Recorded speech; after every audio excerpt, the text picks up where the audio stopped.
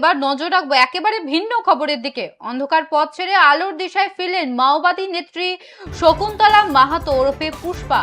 ঝাড়গ্রামের বেলপাহাড়ের বাসিন্দা পুষ্পা চলতি বছরের 6 ফেব্রুয়ারি পুলিশের কাছে আত্মসমর্পণ করে। 2001 সালে মাওবাদী সংগঠনে যোগ দেওয়া এই নেত্রী দীর্ঘদিন ঝাড়খণ্ড ওড়িশা সীমান্তে সক্রিয় ছিলেন। বর্তমান ডবল ইঞ্জিন সরকারের পুনর্বাসন নীতি ও স্বাভাবিক জীবনে ফেরার আশ্বাস ভরসা রেখে বুধবার নগরপালের হাতে নিজের আগ্নেয়াস্ত্র তুলে দিলেন তিনি।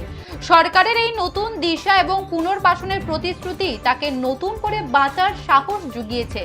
নিজের আত্মসমর্পণের মাধ্যমে তিনি বাকি মাওবাদীদেরও হিংসার পথ ত্যাগ করে সমাজের মূল স্রোতে ফেরার আহ্বান জানিয়েছেন।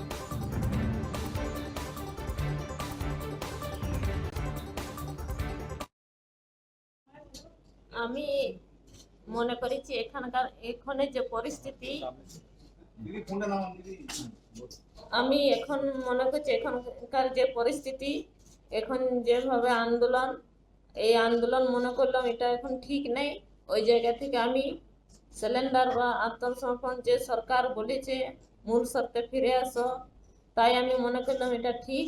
ওই জায়গা থেকে আমি এখানে ফিরে এলাম, সিলিন্ডার বা আত্মসমর্পণ করছি।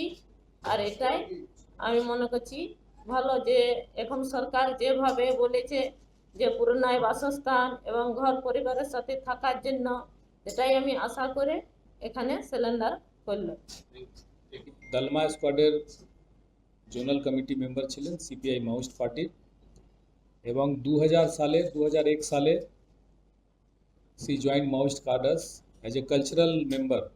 খুব বয়স কম ছিল তখন, মেবি ওই রকমই ক্লাস 5th পড়তেন উনি। Since then she was active in Jharkhand, in Bihar, Jharkhand, Orissa যে বর্ডার কমিটি আছে ওইখানে ছিলেন। And later on they shifted to Saranda jungle, working under Misir Besra's command. এবং ওইখানে পশ্চিম বাংলা থেকে কিছু মাওয়িস্ট যে অ্যাক্টিভ ছিলেন, they are also still there in Saranda area. So in February she decided to surrender, and that's how she have come here through various areas